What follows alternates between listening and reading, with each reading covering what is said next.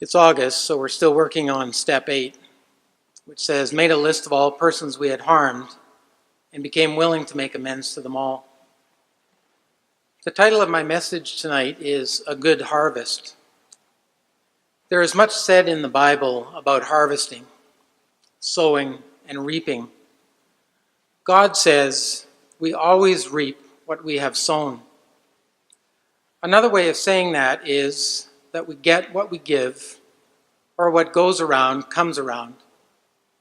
And it's never more true than it is in our addiction and in our recovery.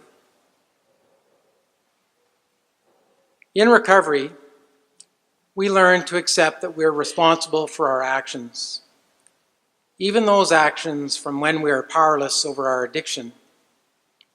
We come to realize that our actions all have consequences.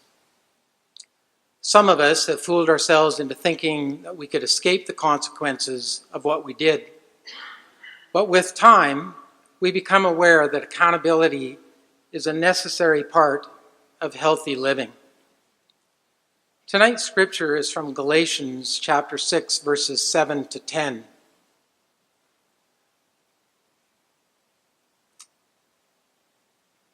It says, "Don't be misled.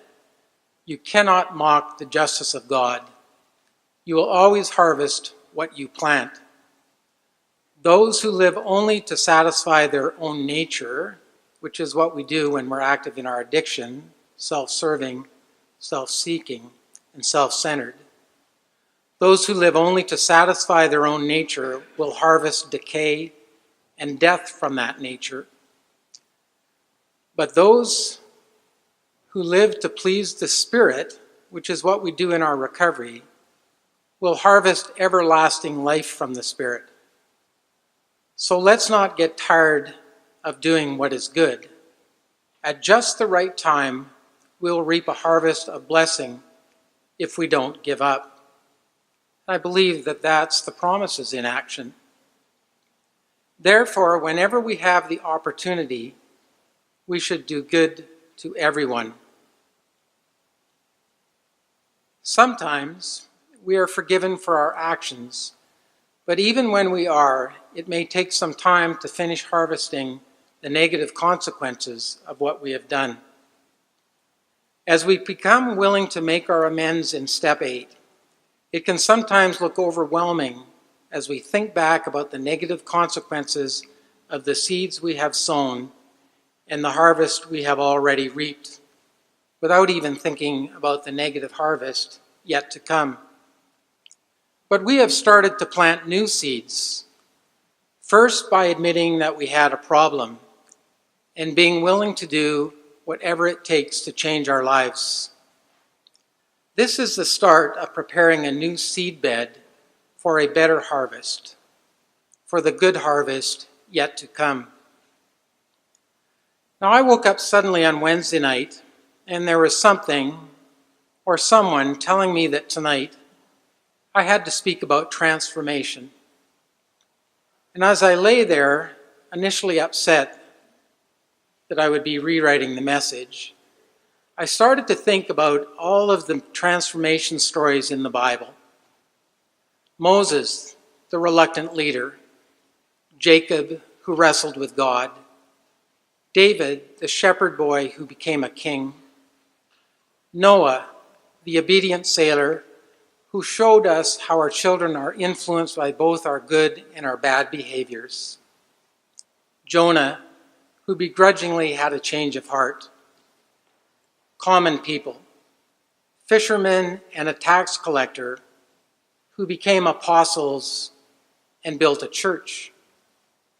The whole Bible is about transformation, as in planting a seed and harvesting the outcome, good or bad. And recovery is about sowing seeds and harvesting the outcome.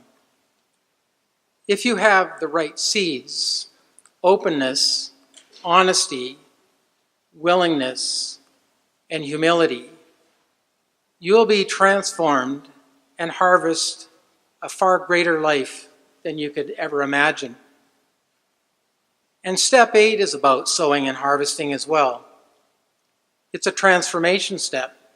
just like they all are. As I lay in bed thinking about the message, I saw a vision of this sanctuary with all of you sitting in it. And I thought of all the amazing transformations, miracles, if you will, sitting right here before my eyes. And I got to thinking about my own transformation. And I just want to share a bit of it with you here tonight, not because I think mine is anything special. I think many of you will have experienced some of the same feelings and thoughts that I had as you've traveled on your recovery journey. So first of all, I remember coming here for the very first time, and that I felt that this was a special place. We often hear that it feels like home. And I felt the same thing as well, but I think more than that, I felt that this was a sanctuary full of real people. People who were willing to let their guards down, people who, when you said to them, "How are you doing today?" you better be ready to grab a coffee and pull up a chair, because you're going to find out.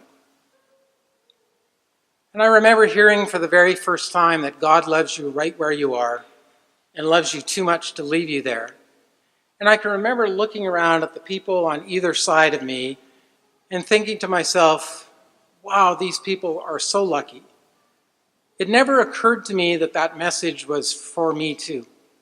In fact, I thought that there was probably a spotlight shining over my head, and Big John M. was saying, except for that new guy back there. That's how hard it was for me to hear about a God that could love me unconditionally. And I also heard in this sanctuary for the very first time something that we often hear in our meetings, but I heard it here for the first time. It said, and I think it was John M. again, that said, keep coming back until a miracle happens. And I thought, wow, this is a really special place. I got to come back and watch for these miracles to happen. I had visions of people wheeling down these aisles in wheelchairs and jumping up and walking for the first time in their lives, or their blindness being healed. And I thought, I got to come back and see that. But I didn't realize that the miracle that John was talking about was me and you. And I remember my dear friend Kate Phelan, who has since passed away, asking me in my early recovery what it was that I thought about myself. And I said to Kate, I hate myself. And then I stopped and I said, you know, that's not a strong enough word. I loathed myself. I loathed who I had become. That's where I was in my early journey, unable to hear the messages of God's unconditional love and loathing myself for everything that I had done. And I also remember how wounded I was and how hard it was to hear anything good about myself because I couldn't love myself. I had to come here and let the people in this church and God do it for me. When people would pay me a compliment, I would often do a shoulder check to make sure there's nobody standing behind me, because I didn't want, when I said thank you, for them to say, no, I was talking to him, not you. That's how badly I felt about myself, how impossible it was for me to think that somebody could say something good about me in the state that I was in. And I remember taking my first journey in authenticity with Dr. Fred Downing. And after that 4-day intensive journey into my family of origin, a deeply spiritual journey, again, Kate Phelan came up to me and said, so what did you think? And I looked at this beautiful little tiny diminutive woman and I said, I think I hate you. And she was taken aback and I said, I hate you because something happened to me in these 4 days that has changed me forever. I didn't know what it was at that point in time. I had no idea. But now I know that what had happened was another step in my transformation. You see, when God signs a contract with us, it only requires one signature. And on that weekend, he had signed a contract with me. And I remember thinking back about my harvest, both the good and the bad parts of it. The good seeds that I had planted and the bad ones, and how I had to work through that in my recovery process with the help of what I learned in this church, what I learned from Dr. Downing, and what I learned in my 12-step meetings. And back then, 14 years ago or so, I would never have thought, when I was sitting back there thinking there was no way that John could be talking about me, but how lucky all the rest of you were, I would never have thought that I would be sitting here today where I am. And I think about the amazing people that I have been able to meet, real people. And I look out there and I see all the miracles that I know by name, and all the ones that I haven't had the privilege to meet yet. And I realize that this is what this church is all about. Planting seeds and seeing the harvest, transformations, miracles.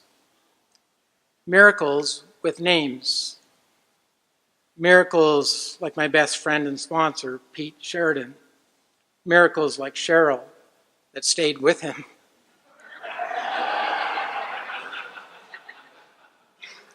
Miracles like my friend Bill Moore here in the front, whose journey I've enjoyed being on with shoulder to shoulder with him for the last decade or more. Miracles like my beautiful fiance sitting down in front beside me. Miracles over here in this front row like Shannon and Carrie and Nathaniel and Kara, and sitting behind Kara. Miracles like Diane, who have come from the other side of the program as a significant other and turned her struggles into an ability to teach people and help people through their issues with family of origin and codependency. Miracles like Roy that help her in that process. Miracles like Jaron, one of my sponsees who you heard read tonight.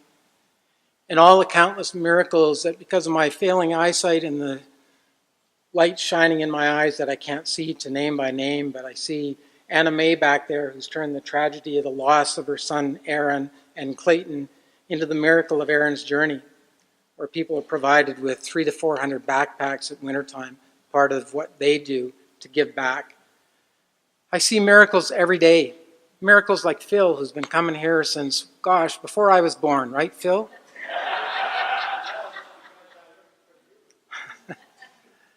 I see miracles like our band, the Crackpots, who all have their own transformation journeys. Mary, who just by an act of God is still with us today, who almost died in a tragic accident a number of years ago. Miracles in our band of transformations because of the 12-step programs, and partly because of this church, but mostly because there was a contract signed with only one signature on it. And it's because of miracles and transformation that each birthday night, the last Sunday of every month, just like we have done in the last 2 months with Bobby 2 months ago and with Jason last month, we're going to have somebody who is a miracle each and every month on birthday night share their recovery story. And we want to start something starting next week, which is birthday night, and it's going to be Bring a Friend Night. So we want everybody that's here tonight to bring somebody with them, whether they're in recovery or not, hopefully somebody who hasn't been here before, that gets to witness what we witness every week and every month and every year in our 12-step programs. That's the miracles that we see of transformation, miracles with names. So next week when you come out, bring a friend. It's Bring a Friend Night, and we promise we're going to have cake like we always do, because we know you don't come to hear Pete and I, you come for food. So come on birthday night and celebrate with us and witness another miracle. Next week's birthday night, this miracle has an amazing story, and I promise you, you do not want to miss it. So grab a friend and come out and join us for birthday night, for miracle night. Also, on October 22nd, Pete and I have been planning this for months. We are having a very special night right here, that Sunday night, October 22nd, and we are calling that night Nothing Short of a Miracle. And you will hear stories that night from several people in recovery about their lives and how they have been transformed. And these individuals with these powerful stories will leave no doubt in your mind that miracles happen all the time. And on October 22nd, will be the launch of a website that I'm starting called Nothing Short of a Miracle. And I'll be asking people from this congregation, from recovery throughout the city and hopefully around the world to submit their stories of transformation, miracles of God in action, of the 12-step programs in action, miracles of transformed lives and recovery. And we'll be posting those on a website complete with blogs, pictures if you're not worried about anonymity and things like that. And I'll be talking more about that as we get closer to that date. But October 22nd, Nothing Short of a Miracle Night starts here. There's going to be 6 powerful stories. Every one of them will keep you on the edge of your seat. And we'll be launching the website Nothing Short of a Miracle that night as well.